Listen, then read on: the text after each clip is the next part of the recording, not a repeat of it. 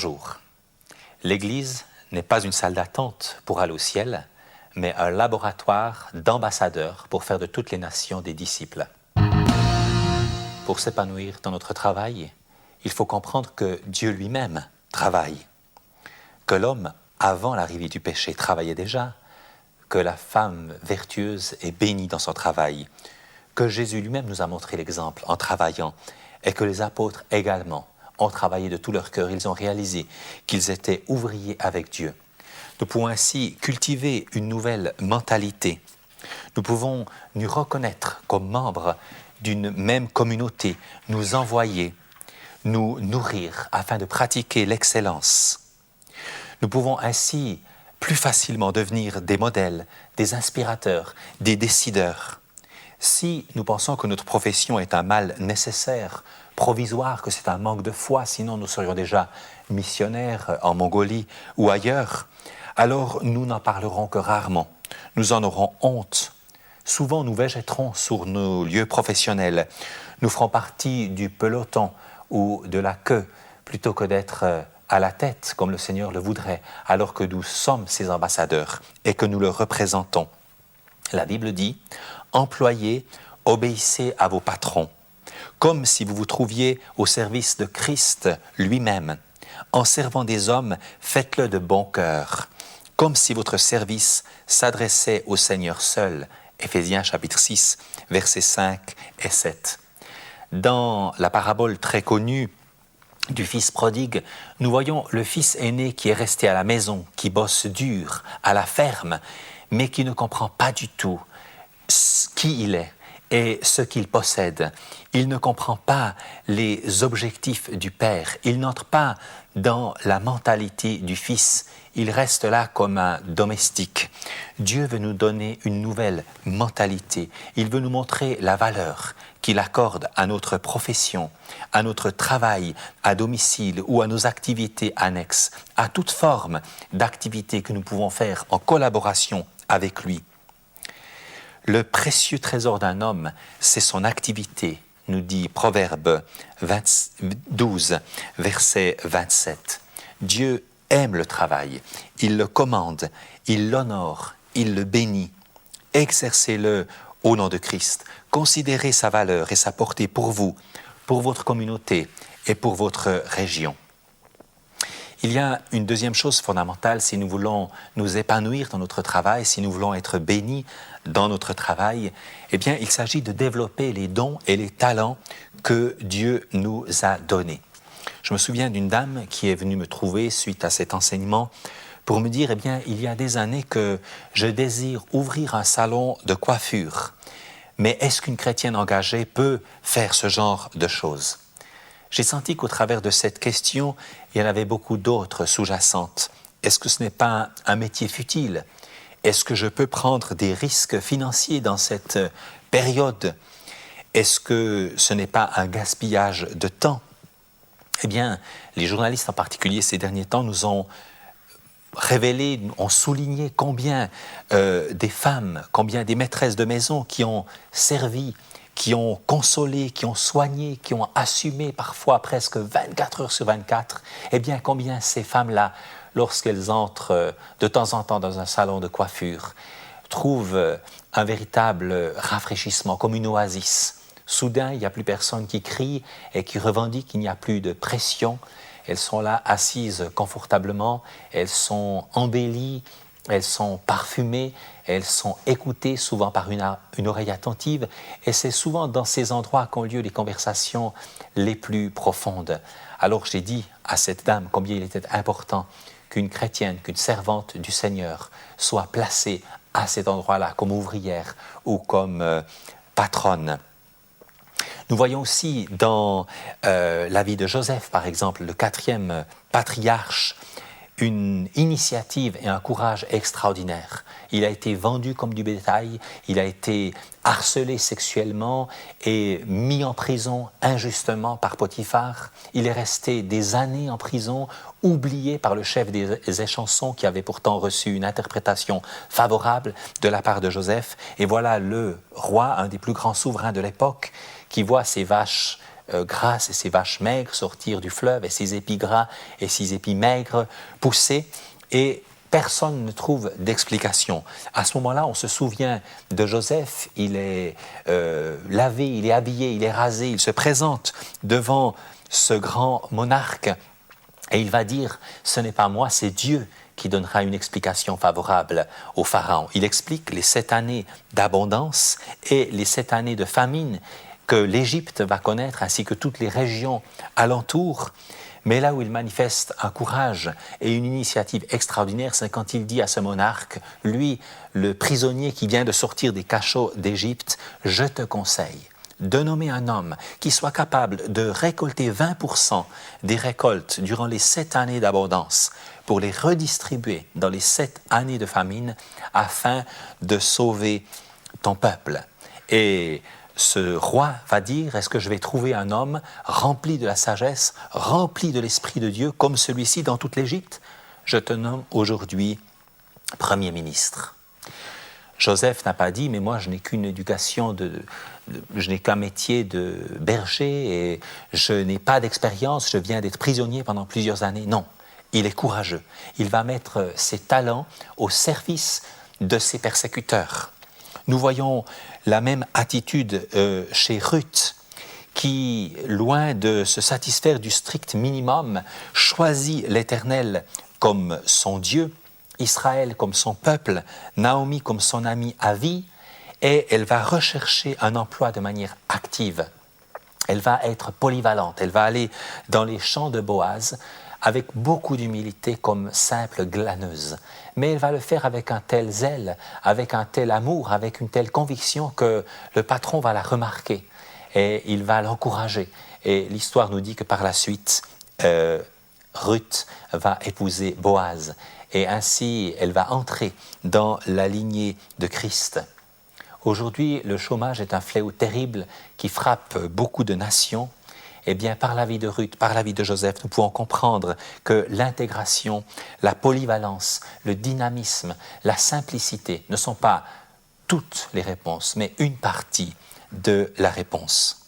Dieu est-il concerné par le commerce, par les banques, par le rendement?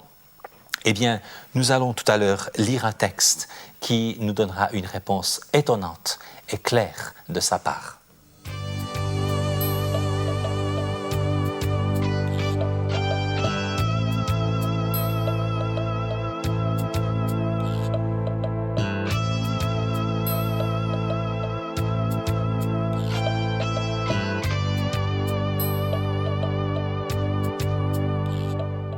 Il en sera comme d'un homme qui allait partir en voyage. Il appela ses serviteurs et leur confia ses biens. Il remit à l'un 500 pièces d'or, à un autre 200, à un autre 100, à chacun selon ses capacités. Puis il partit. Le serviteur qui avait reçu les 500 pièces d'or s'en alla aussitôt faire du commerce avec cet argent et gagna 500 autres pièces d'or. Celui qui avait reçu 200 pièces agit de même et gagna 200 autres pièces. Mais celui qui avait reçu 100 pièces s'en alla creuser un trou dans la terre et y cacha l'argent de son maître. Quand le maître de ses serviteurs revint, celui qui avait reçu 500 pièces d'or s'approcha et présenta les 500 autres pièces. Son maître lui dit « C'est bien, bon et fidèle serviteur. » Et il dit la même chose au deuxième. Enfin, le serviteur qui avait reçu les 100 pièces s'approcha et dit « Maître, je te connaissais comme un maître dur. Tu moissonnes où tu n'as pas semé, tu récoltes où tu n'as rien planté. J'ai eu peur et je suis allé cacher ton argent dans la terre. Eh bien, voici ce qui t'appartient. » Son maître lui répondit « Mauvais serviteur paresseux, tu savais que je moissonne où je n'ai pas semé, que je récolte où je n'ai pas planté. Eh bien, tu aurais dû placer mon argent à la banque. Et à mon retour, j'aurais retiré mon bien avec les intérêts. Enlevez-lui donc les 100 pièces d'or et remettez-les à celui qui en a 1000. » N'est-il pas étonnant de la bouche de notre Seigneur Jésus-Christ d'entendre parler que cet argent aurait dû être mis à la banque, de dire à ceux qui ont fait du commerce « c'est bien, bon et fidèle serviteur », de dire « j'aurais retiré mon bien avec les intérêts ».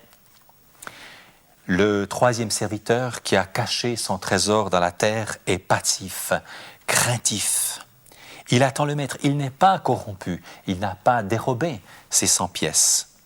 Il a seulement voulu se débarrasser de ses responsabilités. Aujourd'hui, beaucoup de nos compatriotes veulent bien d'un Dieu débonnaire, un espèce de vieillard qu'on irait visiter de temps en temps dans une église. Mais ils ne comprennent pas que Dieu est un gérant souverain qui s'intéresse à la gestion des dons et des capacités qu'il nous a donnés. Un théologien a dit ceci: de même en effet que des capitaux s'augmentent par les intérêts, par le travail, de même toutes les grâces de Dieu se multiplient par leur emploi fidèle dans la vie pratique. Dieu n'est pas un vieillard débonnaire, Dieu est un gestionnaire. Et dans de multiples paraboles, Jésus nous le rappelle. Il nous dit que son Père est un vigneron qui s'intéresse au rendement de sa vigne, qui met tout en œuvre pour qu'elle porte beaucoup de fruits. Jésus dit, si vous portez beaucoup de fruits, c'est ainsi que mon Père sera glorifié. Ceux qui ont fait valoir les talents de base reçus par le Maître ont pris des risques, ils ont usé de courage, de ténacité, de vigilance. Ils travaillent et font travailler leur capital. Jésus nous donne d'autres paraboles. La semence semée en terre qui multiplie par 100, par 60 et par 30, le levain qui fait lever toute la pâte, le trésor caché, le marchand qui cherche une perle magnifique de par le monde, les pêcheurs qui ont jeté leur filet et qui récoltent une magnifique pêche en jetant simplement les quelques poissons inutiles, toutes sortes d'actions en vue de résultats. Il est vrai que si le message essentiel est au second degré, les principes énoncés sont bien ceux du royaume. Faire fructifier toutes nos capacités manuelles, intellectuelles, commerciales et professionnelles. Porter un fruit authentique. Un amour sans obéissance est vide. Mais quelqu'un dira, ne sommes-nous pas de toute manière des serviteurs inutiles ? Eh bien, je ne crois pas. Comment est-il possible d'être des serviteurs bons, fidèles et inutiles ? Si certaines versions de nos Bibles en français emploient ce mot, ce n'est pas dans un sens d'incapable de servir utilement, mais qui n'a rien fait de propre à mériter une récompense exceptionnelle. En quelque sorte, Jésus dit, nous sommes de simples serviteurs, normaux, ordinaires. Lorsque nous avons fait tout ce qui nous est ordonné, nous pouvons dire, nous sommes de simples serviteurs. Nous n'avons fait que notre devoir. Luc 17, verset 10. L'apôtre Paul dit encore, si quelqu'un se purifie, il sera un vase utile à son maître, propre à toute bonne œuvre. Il dit encore, prends Marc et emmène-le avec toi. Il m'est fort utile pour le service. Nous trouvons cette même expression pour Philémon à propos de son serviteur Onésime. Autrefois, il t'a été inutile, mais maintenant il te sera bien utile, à toi comme à moi. Oui, le Seigneur nous dit, lorsque nous mettons nos talents en pratique, lorsque nous mettons en valeur les capacités qu'il nous a données avec fidélité, avec courage, avec ténacité, c'est bien, bon et fidèle serviteur.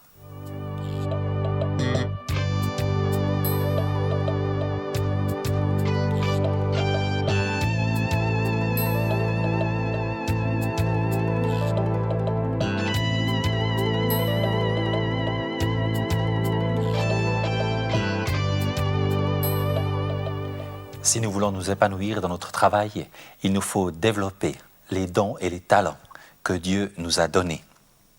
Si je rencontrais aujourd'hui la dame qui m'a posé la question au sujet d'ouvrir un salon de coiffure, je lui dirais, est-ce que vous savez que vous avez le droit d'envisager d'en ouvrir un deuxième, un cinquième, un 10e, et de vous développer dans d'autres villes, dans d'autres pays? Ma question cacherait encore d'autres questions. Est-ce que vous savez qu'une saine ambition honore Dieu? Est-ce que vous savez que des ouvriers attendent probablement votre offre d'emploi?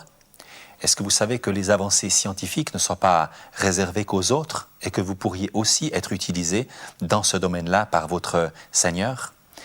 Jésus a dit, les gens de ce monde sont bien plus habiles dans leur rapport les uns avec les autres que ceux qui appartiennent à la lumière.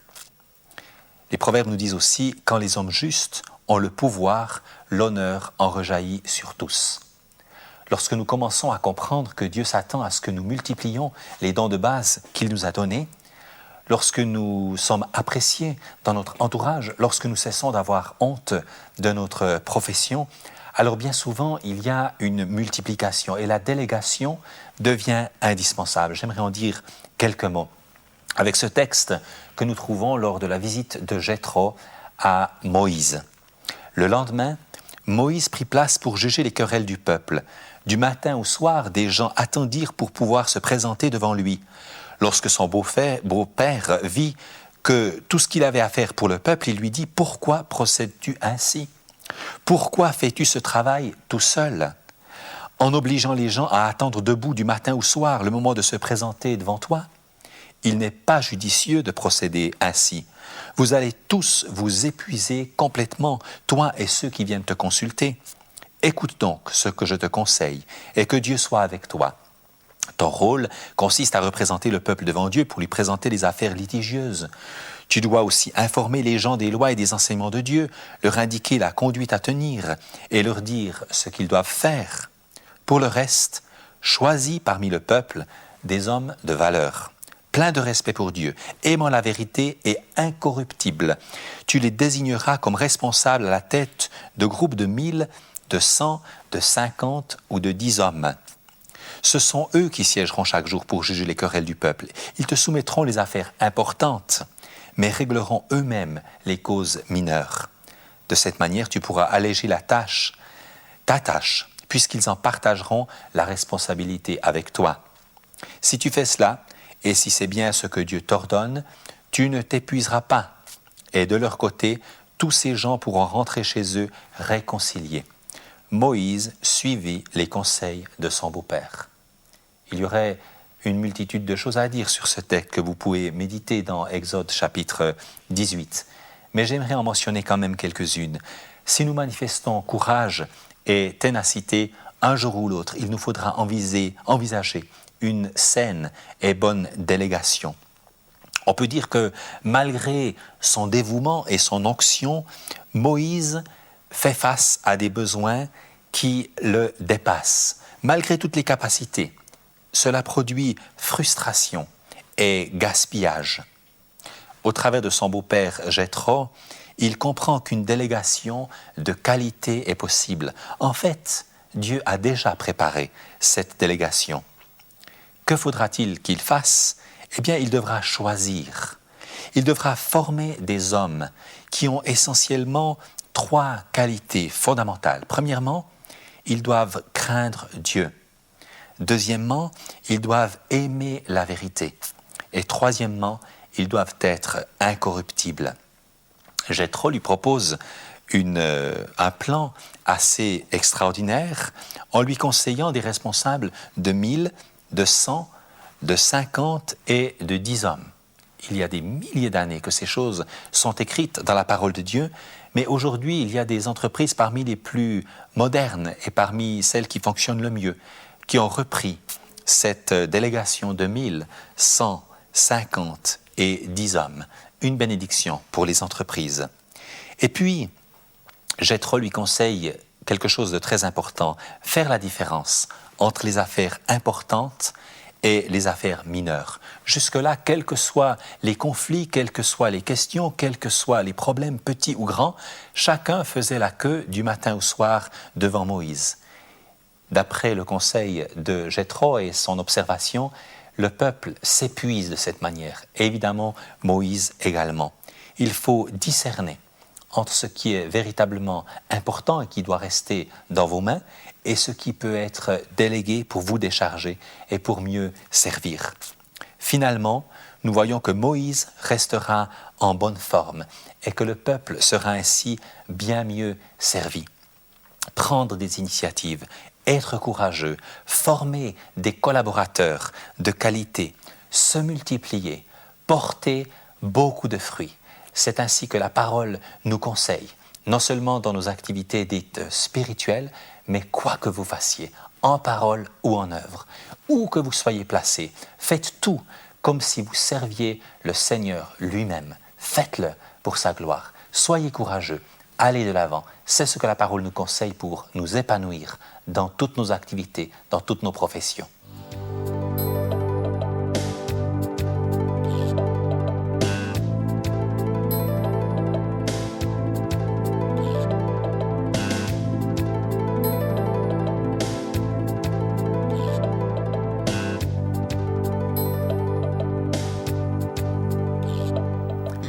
Nous pouvons considérer notre profession comme un service envers Dieu lui-même. Dieu nous encourage à investir, à prendre des risques, à mettre en valeur les talents qu'il nous a donnés. Et il nous invite aussi à rechercher l'excellence. Quelqu'un a dit « Le perfectionnisme est une maladie, l'excellence est une vertu ». Il est écrit dans Proverbe chapitre 22 « Regarde l'homme qui fait bien son métier. Il pourra offrir ses services aux rois eux-mêmes au lieu de rester un obscur ouvrier. » J'observe dans plusieurs pays que quand un ministre ou un chef d'État construit quelque chose, il va chercher le meilleur paysagiste, le meilleur architecte, les meilleurs maçons, le meilleur plombier, les meilleurs électriciens. C'est quelque chose qui est écrit depuis des milliers d'années dans nos Bibles. Dans Tite, chapitre 3, verset 8, l'apôtre Paul dit « Cette parole est certaine et je veux que tu insistes là-dessus afin que ceux qui ont cru en Dieu s'appliquent à exceller dans les œuvres bonnes. Voilà qui est beau et utile aux hommes. » Nous voyons que lorsque le prophète a dû nommer un nouveau roi en Israël, Saül avait été rejeté, eh bien, il est allé chez le père d'une famille nombreuse et il a demandé au père de faire défiler tous ses fils devant lui. Alors, le premier s'est présenté, il était grand, il était beau, mais l'Éternel a dit « ce n'est pas celui-là ». Puis le deuxième, le troisième, le quatrième, le cinquième a passé et Dieu a toujours dit « ce n'est pas celui-là ». Finalement, le prophète a dû se tourner vers le père en disant « mais est-ce que ce sont là tous tes fils ?» Il fallait beaucoup de courage. Imaginez que je vienne chez vous, vous me recevez, vous me présentez vos 3 enfants et je vous dis « est-ce que vous êtes sûr d'avoir 3 enfants ?» Mais le prophète a eu ce courage. Il semble que ni le père, ni la mère, ni les frères n'avaient pensé que ce petit berger, ce petit David, pouvait répondre au cahier des charges du futur roi en Israël. Alors, vite, on est allé le chercher. Et dès que le prophète a vu David apparaître, l'Éternel a dit « c'est lui, vois-le ». Et l'histoire biblique nous dit que c'est devenu l'un des rois les plus prestigieux de toute l'histoire. La Bible nous dit « le jeune homme laisse déjà entrevoir par ses actions si sa conduite sera sans reproche. » Je crois que Dieu, qui étend ses regards par toute la terre, avait vu ce berger. Et nous apprenons que lorsqu'un ours ou un lion attaquait ses brebis, David, au péril de sa vie, par amour pour ses brebis, était prêt à les défendre et à les arracher de la gueule de celui qui voulait les détruire. Dieu certainement a dit « j'aimerais d'un roi qui aime mon peuple comme ce jeune David aime ses brebis ». Je crois qu'il en est de même aujourd'hui dans notre atelier, dans notre bureau, dans notre école ou dans nos champs. Dieu nous observe, notre âme se révèle au travers de notre travail. Et même notre attitude envers des brebis révèle les valeurs et les qualités qui sont au fond de nos cœurs. Mais comment est-ce que ce jeune David avait pu trouver l'excellence? Comment avait-il eu à cœur de pratiquer l'excellence envers ses brebis? Eh bien, il avait reçu une révélation. La révélation que Dieu lui-même était un berger excellent, disponible, fidèle, qui veillait sur son propre bien-être, sur le bien-être de David, qui ranimait ses forces, qui le guidait, qui le rassurait, qui le restaurait, qui l'entourait de bonté et de générosité jour après jour. Et naturellement, David s'est imprégné par cet exemple. Jésus, plusieurs siècles plus tard, va confirmer cette pensée en disant « Je suis le bon berger. Le bon berger donne sa vie pour ses brebis. » Vous allez peut-être me dire « Mais prendre exemple sur Dieu au niveau professionnel, peut-être que c'est possible pour un berger. Mais moi, je ne suis pas berger. » Mais la Bible nous révèle aussi que Dieu est médecin, qu'il est enseignant, qu'il est écrivain, qu'il est vigneron, qu'il est fermier, qu'il est gérant. Il est également musicien, inventeur, conseiller, couturier, potier, etc. En réalité, Dieu a tous les dons et il a toutes les qualités. Si nous pouvons faire plus de 1000 métiers avec les mains qu'il nous a données, eh bien tous ces dons viennent de Dieu. Et lui-même pratique l'excellence et lui-même nous demande de le connaître dans son excellence pour que cela imprègne aussi nos talents professionnels qui viennent de lui. Dieu ne donne pas ce qu'il ne possède pas lui-même, mais une connaissance authentique de Dieu est le vrai fondement de la qualité de notre travail. Le petit David n'avait pas d'amour de l'argent, il n'avait pas d'ambition particulière, il ne recherchait pas le prestige, les titres, les honneurs, mais il avait un cœur qui pratiquait l'excellence. Il avait un amour pour le peu de brebis qui lui était confié, et c'est ce qui a touché certainement le cœur de Dieu. Nous allons voir que non seulement Dieu pratique l'excellence dans tous les dons qu'il a lui-même et qu'il distribue, mais qu'il a pratiqué l'excellence lors même de la création.